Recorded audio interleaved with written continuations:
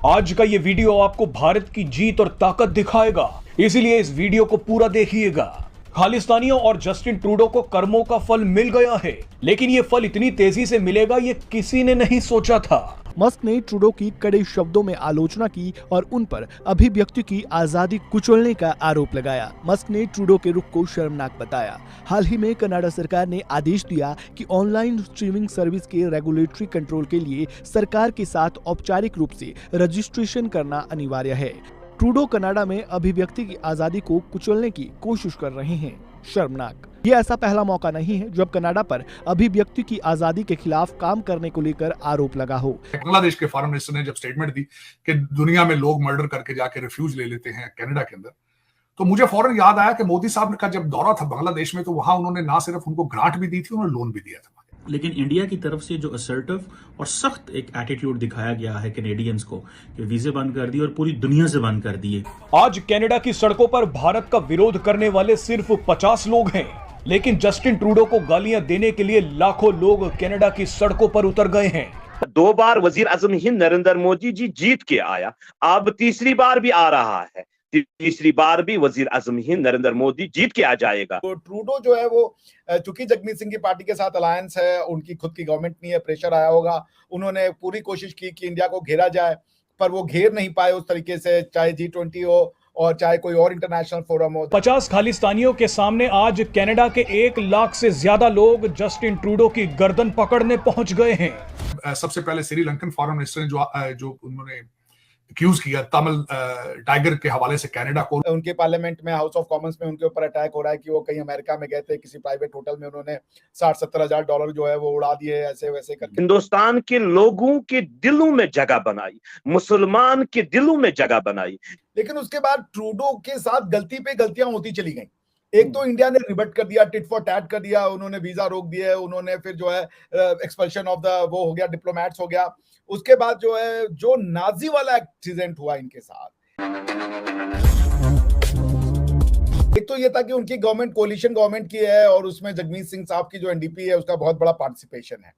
तो बिल्कुल जब ये हत्या हुई होगी हरदीप सिंह निज्जर की, तो जगमीत सिंह जी ने उनके ऊपर प्रेशर डाला होगा कि भाई ये तो इंडियन गवर्नमेंट ही करवा रही है, क्योंकि अदरवाइज ट्रूडो के पास इतना समय नहीं है कि वो इंडिया के पीछे बिजी रहे। उनकी अगर आप देखें उनके पार्लियामेंट में, हाउस ऑफ कॉमन्स में उनके ऊपर अटैक हो रहा है कि वो कहीं अमेरिका में गए थे, किसी प्राइवेट होटल में उन्होंने 60-70 हजार डॉलर जो है वो उड़ा दिए, ऐसे वैसे करके, तो उनका चल रहा है। तो आई डोंट थिंक कि ये ट्रूडो का पर्सनल मैटर है। हाँ, बट ट्रूडो जो है वो चूंकि जगमीत सिंह की पार्टी के साथ अलायंस है, उनकी खुद की गवर्नमेंट नहीं है, प्रेशर आया होगा, उन्होंने पूरी कोशिश की कि इंडिया को घेरा जाए, पर वो घेर नहीं पाए उस तरीके से, चाहे G20 हो और चाहे कोई और इंटरनेशनल फोरम हो। Then ultimately the only resort he had, he went to the floor of the parliament and then read out the allegations. लेकिन उसके बाद ट्रूडो के साथ गलती पे गलतियां होती चली गई। एक तो इंडिया ने रिबट कर दिया, टिट फॉर टैट कर दिया, उन्होंने वीजा रोक दिए, उन्होंने फिर जो है एक्सपल्शन ऑफ द वो हो गया, डिप्लोमेट्स हो गया। उसके बाद जो है जो नाजी वाला एक्सीडेंट हुआ इनके साथ, जो इन्होंने एक नाजी वार वेटरन को फेलिसिटेट कर दिया हाउस ऑफ द कॉमन में, that turned out to be a quite a big embarrassment for Trudeau, not only at the home front but also at the international front. तो वो मेरे ख्याल से ना ट्रूडो इतने ज्यादा उसमें घिर चुके थे कि he had to close so many fronts जो कि उनके अगेंस्ट में ओपन हो गए थे। कि इंडिया का फ्रंट चल रहा था, एक दूसरा फ्रंट चल रहा था, तो उन्होंने कहा कि ये फ्रंट्स को अब धीरे धीरे क्लोज डाउन करना जरूरी है। और प्लस उन्होंने ये भी देखा पिछले 1.5-2 हफ्ते में कि वेस्ट उनके साथ खड़ा नहीं हुआ कि वो आशा कर रहे थे। तो एंथनी ब्लिंकन के ऊपर उन्होंने पूरा प्रेशर किया कि जब आपकी बायलैटरल हो एस जयशंकर साहब के साथ तो इसको उठाइए, और एंथनी ब्लिंकन साहब ने उठाने से मना कर दिया। There was not even a murmur about ये वाला इंसिडेंट। उन्होंने कहा ये आपका रहता है, आप जानिए। तो फिर what option did he have? It was a dud, मतलब जिसे कह लीजिए ना, कोई कॉज नहीं था इसको जबरदस्ती का बनाए। और जो वहां पे बाकी नॉन खालिस्तानी और बहुत मेजोरिटी में जो सिख पैट्रियटिक इंडियन जो लोग हैं, वो भी तो एक वोट बैंक है ना। दे ऑल वांटेड कि भाई हम इसमें नहीं पढ़ना चाहते हैं। ये कुछ 50-60 लोग हैं जो खड़े हो जाते हैं और हमको बदनाम करते हैं, we don't want to be sided with them. तो उनका भी प्रेशर आया और फिर अल्टीमेटली ट्रूडो साहब को अकल आई। वेस्ट ने भी ये समझाया कि ये इतना छोटा कॉज है कि उसके लिए जो वर्ल्ड की आने वाली पावर है, राइजिंग पावर है, उसको हम डिसअपॉइंट नहीं कर सकते, इंडिया को फिर से हम लेट डाउन नहीं कर सकते जो हम पिछले 70 साल में किए। गोवा का मैटर हुआ तो इन्होंने हमें सिक्योरिटी काउंसिल में खींच लिया था। गोवा हमारी टेरिटरी थी, लेकिन जब वहां पे पोर्टुगीज लोगों ने वो अपना वेपन और ये सब उतारना शुरू किया तो हमने मना कर दिया था। उसके बाद उन्होंने हम पे अटैक करने का प्लान बनाया पुलिस एक्शन में, जो हमने टेरिटरी गोवा के लिए, ये हमको सिक्योरिटी काउंसिल में खींच लिया वेस्ट ने। हमें कहा कि तुमने गोवा में यूएन चार्टर का वायलेशन किया है, यूज ऑफ फोर्स किया है। उस तरीके से कई बार वेस्ट हमको जो है वो डिसअपॉइंट कर चुका था और इंडिया रशिया के साथ खड़ा हो गया और वेस्ट के पास ये पूरा मैसेज चला गया था कि India will not let Russia go because India feels obliged, India feels grateful. कोई आज की बात नहीं है, उन्होंने ना सिर्फ श्रीलंका को बेल आउट किया है, वो बांग्लादेश भी। मुझे जब उन्होंने ये बात की, बल्कि कल जब मैं कनाडा के हवाले से कहूंगा कि जब सबसे पहले श्रीलंकन फॉरेन मिनिस्टर ने जो उन्होंने एक्यूज किया तमिल टाइगर के हवाले से कनाडा को, और उसके बाद बांग्लादेश ने कहा है, बांग्लादेश के फॉरेन मिनिस्टर ने जब स्टेटमेंट दी कि दुनिया में लोग मर्डर करके जाके रिफ्यूज ले लेते हैं कनाडा के अंदर, तो मुझे फौरन याद आया कि मोदी साहब का जब दौरा था बांग्लादेश में तो वहां उन्होंने ना सिर्फ उनको ग्रांट भी दी थी, उन्होंने लोन भी दिया था। उनको भी टाइम टू टाइम वो रेस्क्यू करते हैं, बांग्लादेश को भी। बल्कि इस वक्त भी जो G20 में मैं समझता हूं कि जब बांग्लादेश की प्राइम मिनिस्टर थी वहां पे, she was there as observer, और उन्होंने जो बाइडेन के साथ उनके कुछ टेंस हालात चल रहे थे अमेरिका के साथ, एंड मोदी साहब ने डिप्लोमेटिक उनकी मीटिंग कराई। लेकिन उसमें मैं इसमें एक चीज नजर आती है, मैं डॉक्टर जयशंकर के इस पूरे दौरे को बड़ा क्लोजली ऑब्जर्व कर रहा था। आज भी उन्होंने एम्बेसी के अंदर सवाल जवाब दिए और मैं उसको देख रहा था।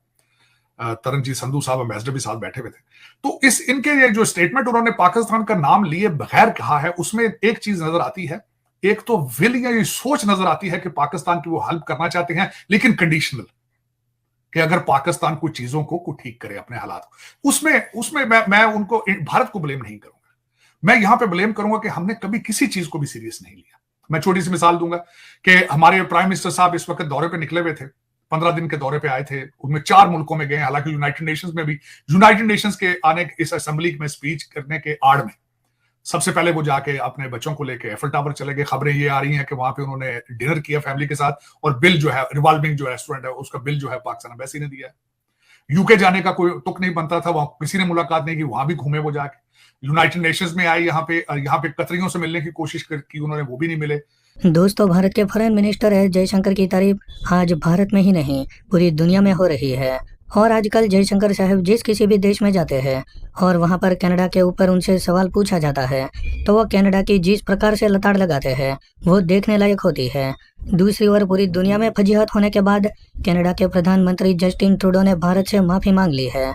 उन्होंने कहा कि हम भारत से मित्रता के लिए प्रतिबद्ध है। वहीं दोस्तों, 2 दिन पहले कनाडा की संसद में जिस प्रकार का नाटक हुआ उसे देखकर पूरी दुनिया हैरान है, क्योंकि कनाडा की एक महिला सांसद ने भरी संसद में कनाडा के प्रधानमंत्री जस्टिन ट्रूडो की क्लास लगा दी। मामला यहाँ तक बढ़ गया कि हाथापाई की नौबत आ गई और वहां पर खड़े दूसरे सांसदों ने उन महिला को रोक लिया। आज कनाडा के अंदर से ही ये आवाज उठने लगी है कि बिना बात के दुनिया की उभरती महाशक्ति के साथ ट्रूडो ने पंगा ले लिया है, और इसी के लिए कनाडा की जनता जस्टिन ट्रूडो को ही जिम्मेदार ठहराती है।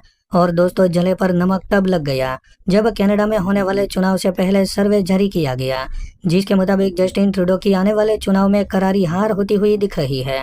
तो दोस्तों, आपको आज का ये वीडियो कैसा लगा आप हमें कमेंट करके जरूर बताइए। अगर आपको ये वीडियो पसंद आया हो तो वीडियो को लाइक कर दे और हमारे चैनल को सब्सक्राइब कर